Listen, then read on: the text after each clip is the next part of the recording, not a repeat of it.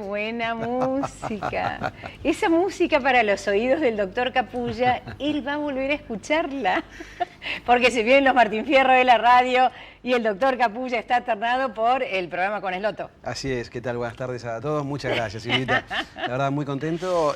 Si bien estoy ternado el programa de Esloto, también, como va de julio a julio, estuve el año pasado con Germán Pavlovsky y con Mario Mundo durante todas las tardes, claro, en Radio 10, y obviamente es una alegría enorme y ojalá pueda decir gracias a Aptra.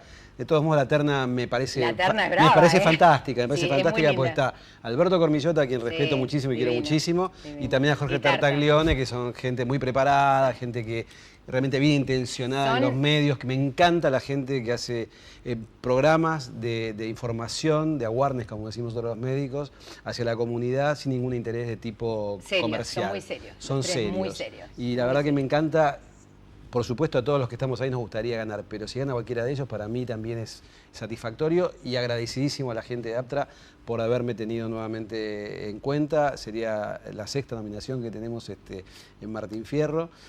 Con lo cual, bueno, para mí es un sueño, porque uno siendo médico cirujano, haber tenido la posibilidad hace ya como 6 años de haber dicho gracias a Aptra. Mucho.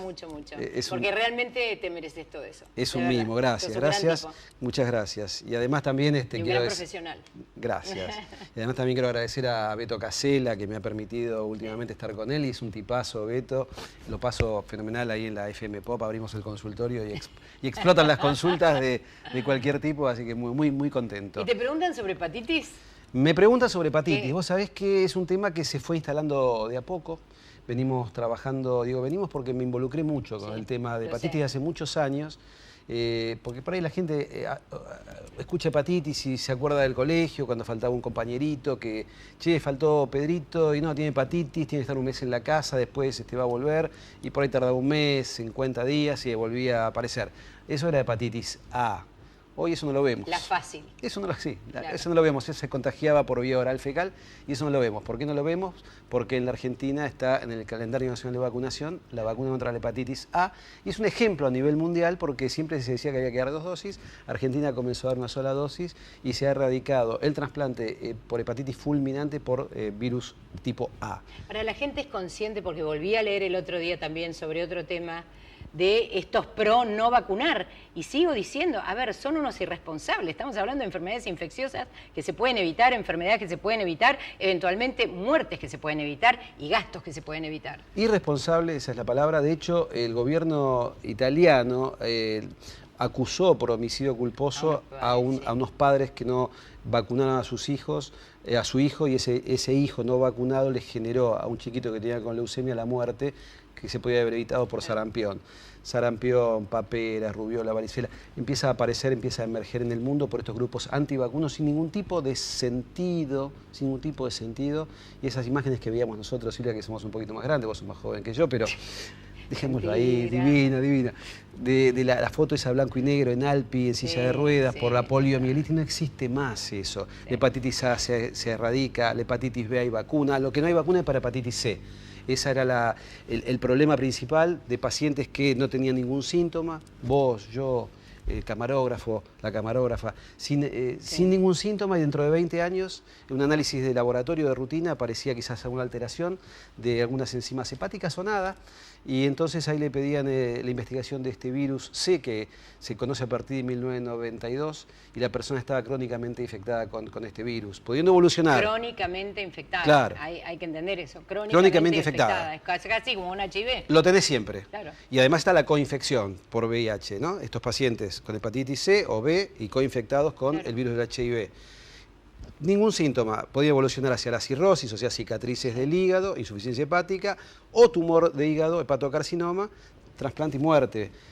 Tema tremendo. Algunos pacientes iban a tratamiento, algunos resultados fueron mejorando, pero el tratamiento era a base de unas drogas llamadas interferón. Sí, exacto. Con muchas complicaciones. Con muchas complicaciones. Era una paliza. Cuando nosotros a un paciente le damos interferón, ese paciente que no tenía ningún síntoma comenzaba a tener fiebre, se sentía con un estado gripal, la pasaba realmente mal y decía al médico, doctor, yo antes de verlo a usted me sentía bárbaro, viene a verlo usted me da esto, me está matando. Bueno, hubo un hito muy grande en la medicina moderna. Hace 3 o 4 años tuve la posibilidad de estar en Inglaterra en la presentación de estas nuevas drogas, estos nuevos medicamentos con terapias orales, sin efectos adversos prácticamente sin efectos adversos. Mira lo que te digo, 8 a 12 semanas de tratamiento y la persona se cura en casi el 100%. Cura, a ver. Cura, palabra cura en medicina. Es prácticamente... solamente en boca de algunos chamanes puede decir cura, pero yo puedo decir esto con el rigor científico que tiene la palabra cura. Estamos hablando de curación de hepatitis C. En Argentina, Silvita, unas 400.000 personas deben estar crónicamente infectadas y muy pocos lo saben. Por eso, y el mensaje puntual es este, sabiendo que hay terapias nuevas que cubren todos los serotipos, los 6 que hay con una sola medicación por boca, por vía oral, se puede curar la gente. De hecho, bueno, las obras sociales, los sistemas prepagos y el Ministerio mismo están comprando esta medicación que era muy cara al principio, que se ha reducido bastante el costo con compras un poco más extensivas hacia la población.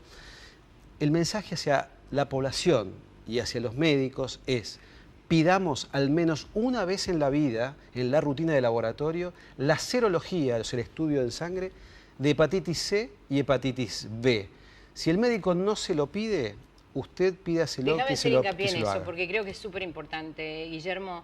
Muchas veces los pacientes tienen que hacer un pedido para descubrir algo. Y de hecho, te digo, desde la Asociación de Pacientes nosotros lo pedimos mucho, ¿no? Pero, por ejemplo, en el estudio de artritis psoriásica, que hagan unos que descartan. Y entonces es tan importante que aquellos que tienen una duda, si lo pueden, que pidan ese estudio de serología, que lo sepan, que son portadores de algo, porque hay una vacuna que puede hacer que se curen. Sí, no es una vacuna en este caso puntualmente. No es una vacuna, es un medicamento. Un tratamiento. Pero es muy importante lo que vos decís. No todos los médicos estamos preparados para saber todo. Quizás un traumatólogo, quizás un urólogo, quizás un ginecólogo no esté tan familiarizado con el tema de la hepatitis. Pero quizás el paciente que nos está escuchando ahora dice: doctor, me pide serología para saber si tengo hepatitis B o hepatitis C, y ya con eso es suficiente. Una vez en la vida hay que hacerlo, porque cualquiera de nosotros puede estar crónicamente infectado a través de un estudio endoscópico, a través de un estudio odontológico, a través de transfusiones de sangre antes del 92, porque el virus se descubre en el 92, para decir que antes no se hacía ninguna serología porque no se conocía. Entonces cualquiera puede haber estado en contacto, que haya compartido máquina de afeitar, cepillo de dientes, sangre con sangre. ¿Solo la de C o hepatitis B y C? B y C, perfecto. Serología para hepatitis B y para hepatitis C y también para hepatitis A. Ese es el mensaje. Bueno, dicho todo esto, que es bastante, vamos a ir después de esta pequeña tanda aquí al estudio con el doctor Sade, Juan Pablo Sade, que es un médico oncólogo, y nos va a hablar acerca de un tipo de cáncer que se habla poco, pero nosotros acá en Intelexis Mujer lo vamos a hablar porque tanto hombres como mujeres podemos tener algún tipo de cáncer urinario, de las vías urinarias. Tanda pequeña y enseguida volvemos, no se vaya.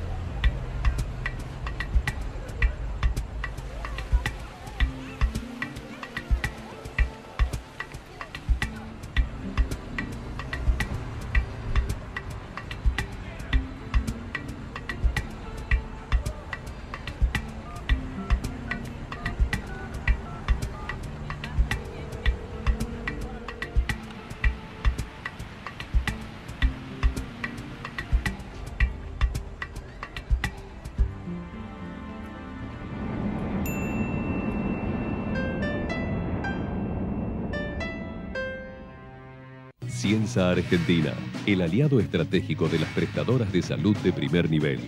Excelencia en distribución, venta y gerenciamiento de medicamentos para tratamientos oncológicos, HIV, trasplantes y terapias especiales en general. Garantía de trazabilidad farmacéutica con certificación ISO 9001-2000.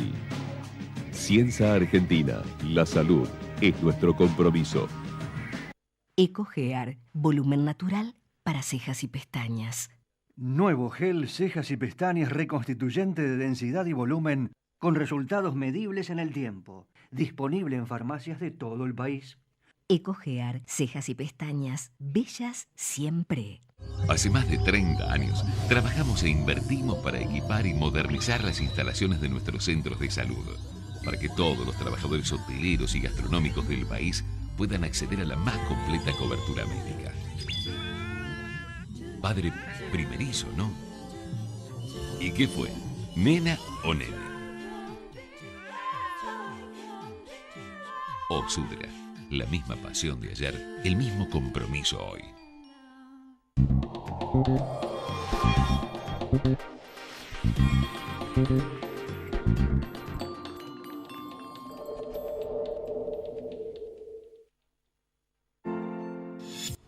Hablar de oncología siempre son temas difíciles, pero son realidades que nosotros abordamos muy frecuentemente aquí en Telexis Mujer, porque son cosas que nos pasan seguramente a familiares, amigos, conocidos, a nosotros mismos.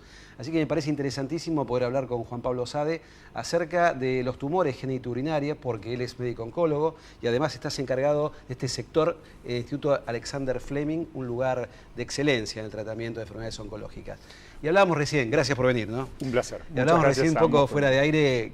Qué difícil tu tarea como médico, que uno da siempre noticias duras a los pacientes, sobre todo al principio, cuando uno le comunica, como si en el momento de la verdad, que te dicen, mire, usted tiene un cáncer de riñón o un cáncer de vejiga. Ya la palabra cáncer es como, es un cuco. Sí. Es un cuco en la vida de cualquiera. Sí, es un poco así. Tengo que decir que afortunadamente mi tarea se ha simplificado a lo largo de los años. Cuando yo empecé a hacer oncología, no importa hace cuánto, pero hace una considerable cantidad de años, los pronósticos eran mucho peores, la cantidad de gente que se curaba era mucho peor, había algunos tumores especialmente letales en gente joven y era mucho más desesperante, mucho más triste.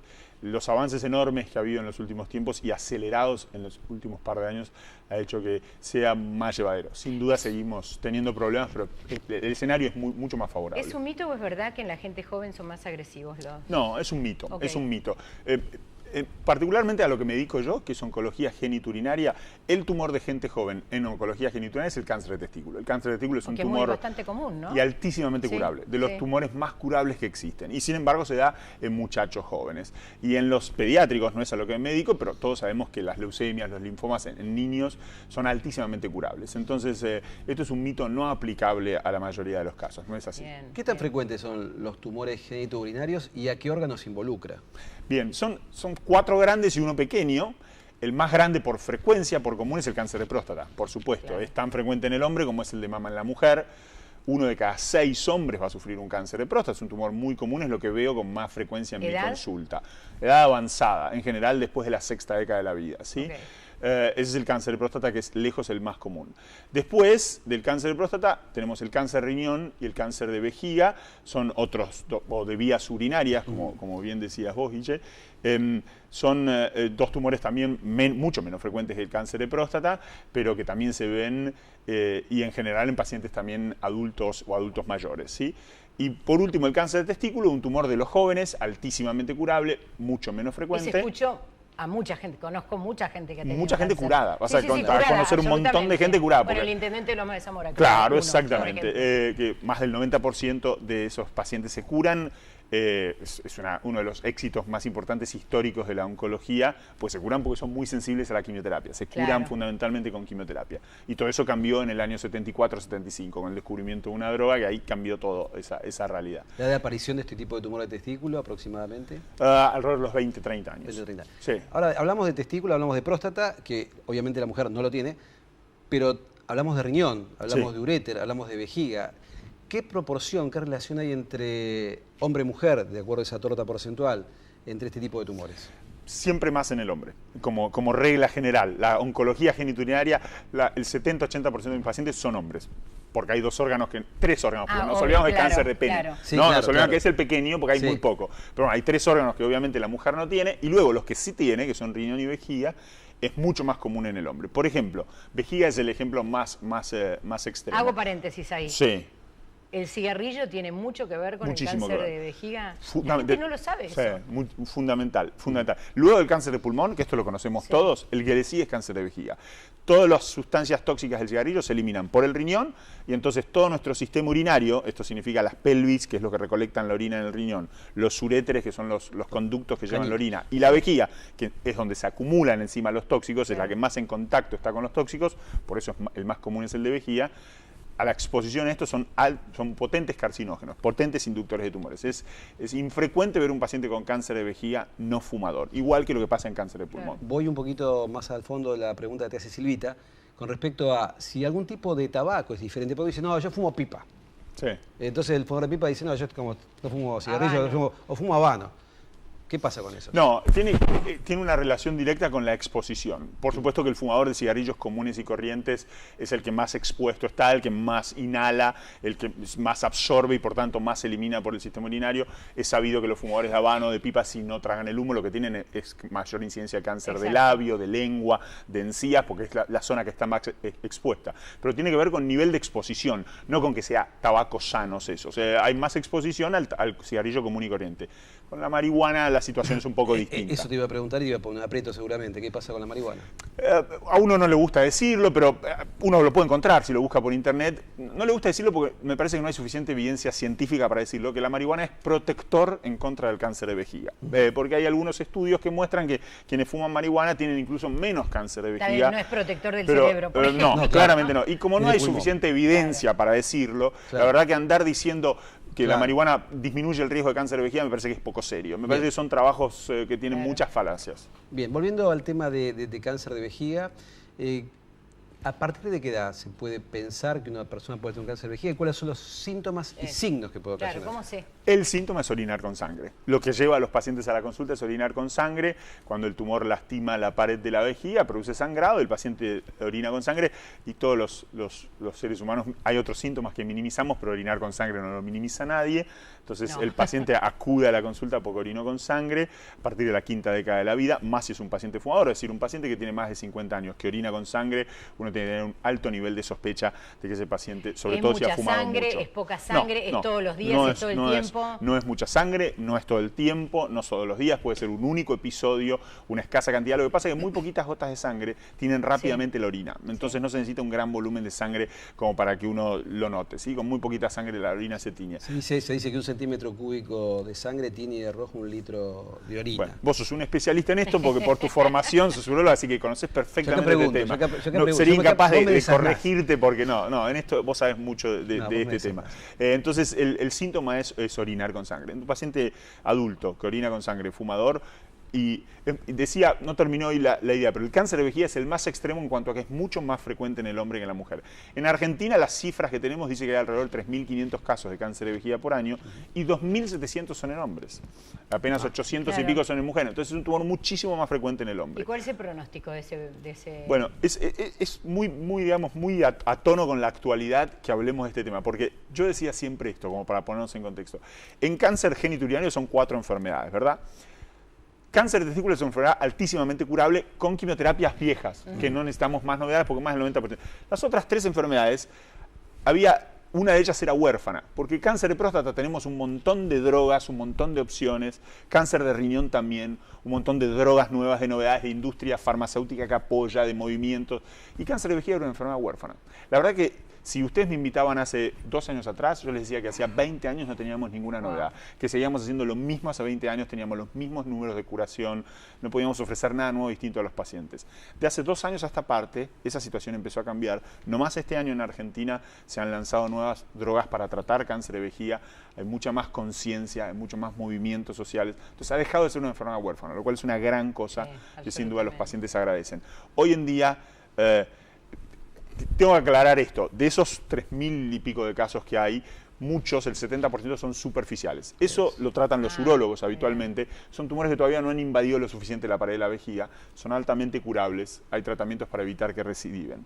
Cuando el tumor se vuelve infiltrante, muchas veces requiere una cirugía, requiere quimioterapia, y un poco más del 50% de los pacientes se curan con esas maniobras. Y sin duda esperamos en los próximos años aumentar muchísimo esos números con esta incorporación de nuevos tratamientos que ha habido. Estos tratamientos novedosos son tratamientos desde el punto de vista de su comportamiento muy agresivos para el paciente o no. Tu pregunta pero también la gran pregunta, efectos colaterales. Sí, claro. Tu pregunta es muy atinada. Va mucho más allá de la vejiga.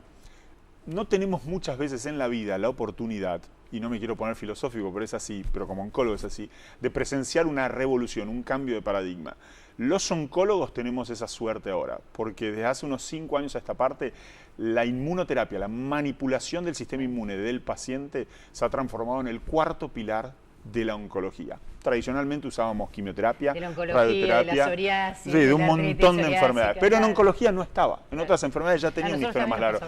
Y ahora es una realidad. Es una realidad en cáncer de vejiga y es una realidad en tantas otras enfermedades. ¿Esa puerta la abrió Milstein? En gran parte sí.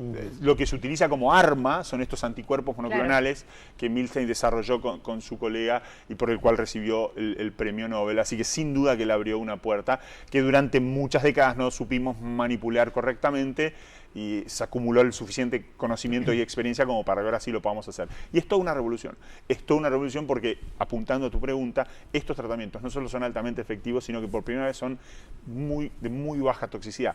Más de un 30% de los pacientes no tienen ningún tipo de toxicidad, Claro. algo que no estamos O acostumbrados a sea, ver. no pierden el cabello los No, pacientes. para nada. Pueden seguir trabajando. Totalmente. Pueden tener una vida deportiva, sexualmente activa, sin Exacto. ningún tipo de problema. Nada que vida ver con normal. la quimioterapia tradicional. Claro. No va a, insisto, no es que va a desplazar a la quimioterapia. La quimioterapia ayuda a curar una enorme cantidad de tumores, por ejemplo el cáncer de testículo. Pero es un cuarto pilar, es una cuarta arma que incorporamos a nuestro arsenal, la verdad, espectacular. ¿Accesibilidad? Esa pregunta. Ese es el gran La pregunta del déficit, millón. el gran problema que tiene, porque como nuevos tratamientos son altamente costosos.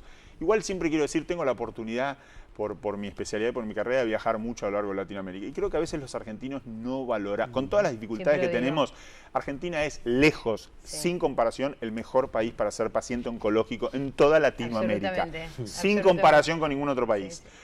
Si es ser oncólogo, la situación es distinta, pero para ser paciente es el mejor lejos. Entonces, con nuestras dificultades que la tenemos, seguimos siendo un país la verdad, muy benéfico en ese sentido.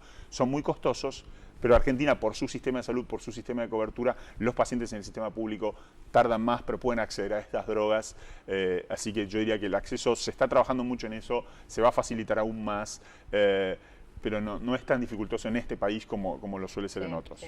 ¿Qué valor tiene el uso de la BCG? Que mucha gente dice, pero BCG para la vejiga, en el Sí. cáncer de vejiga. Sí, es una historia muy linda porque el primer tratamiento que se usó médico para cáncer de vejiga fue la BCG. La BCG, por supuesto, es un bacilo un bacilo especial de la tuberculosis atenuado que nos lo aplican para que generemos defensas contra ese bacilo y entonces si nos exponemos a la tuberculosis no nos contagiemos porque estamos protegidos por nuestro sistema inmune. Nuestro sistema inmune ya conoce el bacilo y nos defiende. Hace muchas décadas atrás, en tumores superficiales, que son esos tumores que no invaden, se buscaba una herramienta para evitar que el tumor recidive o progrese hacia un tumor invasor. Y entonces empezó a testear la BCG, instilada dentro de la vejiga, o sea, se pone la misma vacuna o una variedad distinta de vacuna, pero el mismo tipo, dentro de la vejiga. Y lo que hace, parecido a como actúan todas las vacunas, es generar una respuesta inmune en toda la pared de la vejiga. Y ese sistema inmune del paciente que va a la pared de la vejiga también reconoce a las células tumorales como algo extraño, como algo distinto, y las elimina. Entonces reclutás el sistema inmune, pero lo haces de manera inespecífica. Ese es el gran déficit de la BCG. No es que la BCG hace que nuestro sistema inmune reconozca el tumor. El sistema inmune va a la vejiga, va a la vejiga. Por ahí reconoce el tumor y lo mata, y quizás no, y ahí es donde falla la BCG. Ahora la inmunoterapia es mucho más específica, es mucho más de entrenar a nuestro sistema inmune para que reconozca y mata lo que tenga que matar, y no el resto. Juan Pablo, viste que hay mucho mito o realidad, vos lo vas a decir sí o no, con respecto a la genética. Muchas mujeres tienen mucho miedo de tener un cáncer de mama porque la tía, la mamá, la abuela tiene un cáncer de mama. ¿Qué pasa con los tumores genitourinarios? ¿Hay una herencia en esto? Es distinto para cada caso. Si hablamos de cáncer de vejiga, no tanto el cáncer de vejiga, sino el cáncer de urotelio. O sea, cuando nos vamos más arriba, salimos un poco de la vejiga, pues la vejiga está fundamentalmente relacionada con el cigarrillo. Ahora, si hablamos de uréter y si hablamos de pelvis renal, o sea, es el mismo epitelio, es del mismo tipo de célula, solo que ya no recubre la vejiga, sino es lo que recubre el conducto, que es el uréter, o la pelvis, que es lo que recolecta la orina. En los pacientes jóvenes con tumores de pelvis o uréter, la carga hereditaria es mucho más importante y nosotros estamos obligados a investigar si esos pacientes no tienen predisposición genética que lo lleva a tener ese tipo de tumores. Es mucho más raro en el cáncer de vejiga. Y luego, cada enfermedad es distinta. Riñón y próstata tienen sin duda un componente hereditario importante. Hemos aprendido también ahora que hasta un 12% de los pacientes con cáncer de próstata pueden tener una carga familiar que los predisponga, aunque no los diagnostiquen en edad temprana. Claro. Cáncer de riñón lo supimos siempre. Hay un porcentaje de pacientes que tienen síndromes familiares con genes identificados. Y cáncer de testículo en general no. Es una enfermedad esporádica que tiene que ver con otros factores y menos carga hereditaria en el cáncer de testículo. Bien, fue siendo el programa, pero quería dejar un mensaje. Hablamos casi todo de varones. Claro, bueno, pero fue muy masculino, perdón, fue muy masculino. Sí. No, pero yo metí ahí por mujeres. Sí. El mensaje quiero dejar final: si usted orina alguna vez con sangre, no es normal, consulte, no deje de consultar. Chau, nos vemos el jueves que viene, 19 horas aquí en Telex y Mujer. Chau, hasta el jueves. Chau, gracias.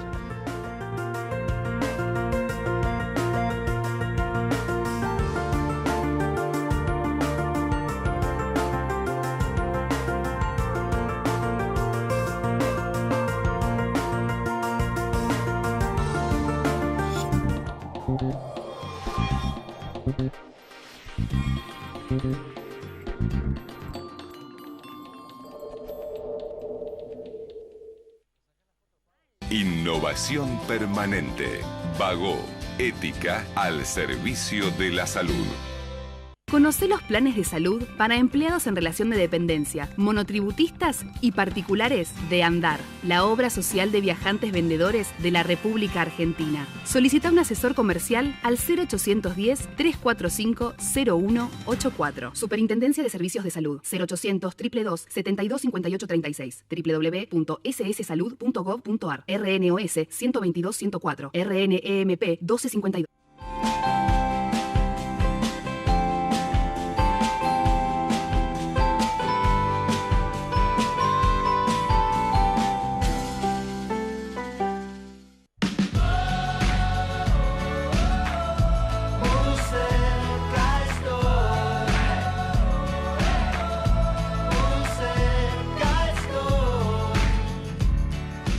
Medife me cuida.